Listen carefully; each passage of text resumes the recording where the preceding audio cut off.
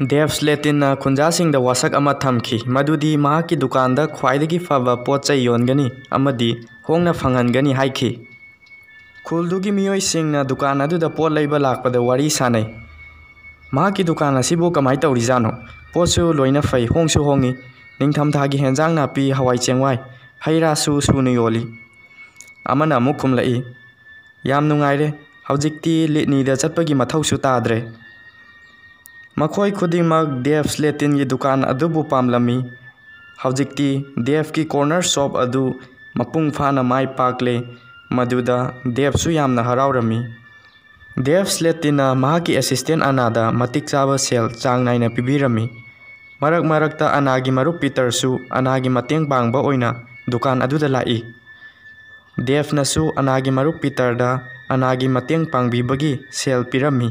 Dev na mahaki dukan gi potchai sing amadi khuldagi pukhalakpa potchai sing adu atopa khul sing da khanghanaba nongma newspaper da advertisement ama hapki. Madudagi khul adugi miyoi sing na hana pot leiba chanaramba mafam litni dagi fau Dev ki dukan aduda pot leiba laklami. Khuldugi oiba pothok kayasu Dev na sendonga loinana yonbirami. Potchai leiba miyoi sing mafam kayadagi lakhi dukan adubusu henna masak khangnaba helakhi. Dev Slatina khuldugi potchai sing mayam ama yonbi khunja singna Dev tagi sel mayam ama phangi.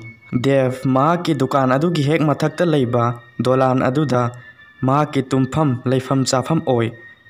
Mahak khul aduda miyamna henna khangnaba miyoi amani. Adubu mahaki leifam chafam oiriba dolan mathak asida khul adugi miyoi amatana nongmata su changludri nongmata su yengludri. Mahaki leifam ka adudagi hek kumtharakpa stair makhada ka ani lei. Ka amadi dukan gi potchai sing paifamni.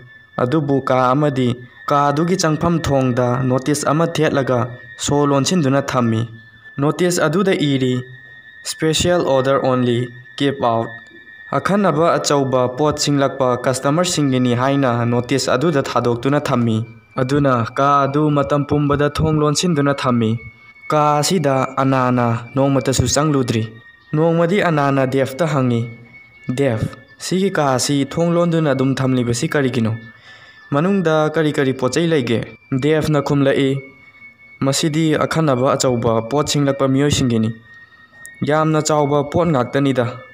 Anana kariya achauba pot ngaktani haiba. Anana amuk hairai. Dev khul asidadi achauba order amata tawrakadaba mande. Aduna achauba pot singji sitkadaba mande da. Dev karisu khumlakte. Mahak makha tana ka adugi maramda wari saba pamlamde.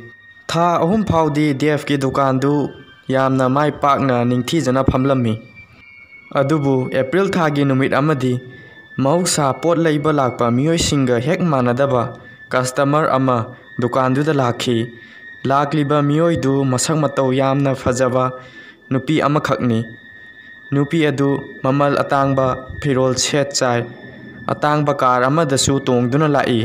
Nupi duna dukan manungda changlaklaga sibu corner shop haiba dukandu natro haina hanglai.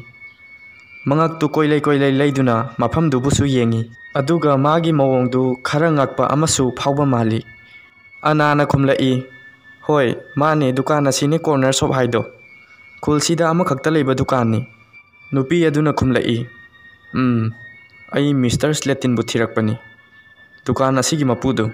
Anana mahakti mathakta leiramgadaba mali. Yani ai mabu kokthokcharuge. Ado mahakna nagi ming khanglamgadra kana lahawi haijauge. Nupi aduna khumlai khanglambasi yai. Ai Miss Garda. Nupi aduna masagi maming haige tawramlaga machil adu lepki. Aduga amuk hana hairai. Dev Slatinda mafam asida Miss Greta Gordon lahawi hayu. Madu tabada Anana. Ha, Miss Gordon. Anadu yamna ngaklami. Anana. Adudi nang film star Miss Greta Gordon. Natra. Nupi duna. Mani ai Miss Greta Gordon ni. Nupi du nokfet tawrai. Aduga ngaihak karigumba ama khanduna leibasu mali. Anana. Adudi minute amata ngaibiramu ai Dev Slatinda nahak lai haijaruge. Anana Devki staircase makhada chensinduna Devta nahak unaba mi ama lai haina hanjin kawi. Mathaktagi Devna laurai kanano laibu haina. Anana Miss Greta Gordon, film star Miss Greta Gordon dune. Devna mathaktagi khumlai. Lai ai lai. Dev yamna thuna makhada kumlai. Devna nupiduda. Miss Gordon, ai nahaka unaning lamlibani. Nupi aduna, good morning Dev. Makhoi ani makhut songna duna nokfet tawnei. Anana makhoi ani gi mataudu yengduna lei. Nupi adu gi makhut masadu yamna fajai, yamna sunali. Makhutta diamond gi khudop amasu si.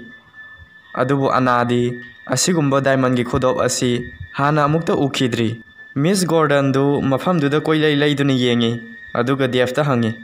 Masidra, nana thabak tawduna leiri hairiba mafam si. Mafam duda tawramliba mawong du ubada angakpa amasu nupiduna phawki. Karino Devna tawramliba thabaksina haina su khanki. Devna mane mafam sini. Mafam budi yamna pikpane adubu itomta leibanina yamna komida. Farese Miss Gordon, aigi tungda lakpiro. Anadu makhoi anigi mawong du angakpa poi chingnaba amasu phawi. Anana ubada Devtu yamna thubagi mawong su tawi. Greta Gordon dusu masada akiba ama pokpagi mawong su tawi. Anana makhoi anigi mawong du sum yengduna lei. Makhoi ani du dukan gi manung lomda sum changki. Adudagi special order haina thaba ka aduda changki. Anana khali film star Miss Greta Gordon du achauba pot singba lai male. Hanagi mawong su amukta manade haina. Anana mi khudingda tamninglami Miss Greta Gordon du Dev ki dukan asida pot leiba lai haina. Maramdi Anana Miss Greta Gordon gi film singbu yamna pamjai. Anana mahaki mamanaba Peter dasu film star Miss Greta Gordon mafam asida laglami haina tamninglami. Adubu ana dukandagi chathokpa yadabanina fana tamninglabasu upai leiramde. Minute 10 muk leiraga Miss Greta Gordon du special order gi ka adudagi thoklai. Adubu Devti hek thoklakpaga mahaki ka tamna stair kakhattuna adum changkhirami. Miss Greta Gordon dukan mamanglomda thoklai. Mahak tu yamna akibagi mawongda sakpham ikai kaina kuchuga imamam sinduna kaptuna thoklai. Mapi taduna kappagi mamitusu ingangangi.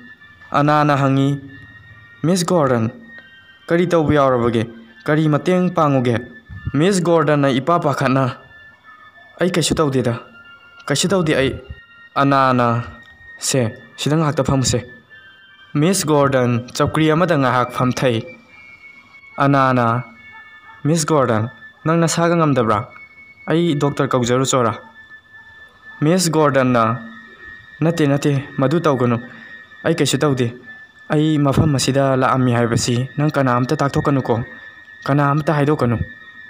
Anana karino tawriba mawong sibu haina khali. Mahakna di film star Miss Gordon dukan asida laglami haiduna mepum khodimakta chawthokna tamningba phawi.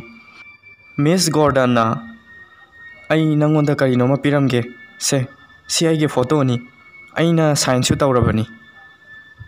Miss Gordon na mahaki photo da sign tawi aduga anada piduna hairai se nang masi ningthina thamu aduga ai mafam asida laami haibasidi nang kanamata haidokanu ko. Anana hoi ai kanada su hairoi kanada su tamloi asengbani I promise. Film star Miss Greta Gordon na anagi makhutta nungsina nanbirami aduga anagi khajaida su nungsina chupirami. Matangduda anana nupidugi karigumba ahongba ama thengnakhi. Madudi nupiduna ngasai lakpada makhutta sirakpa diamond gi khudop adu makhutta yaramdaba thengnakhi. Miss Greta Gordon amuk hankhirami.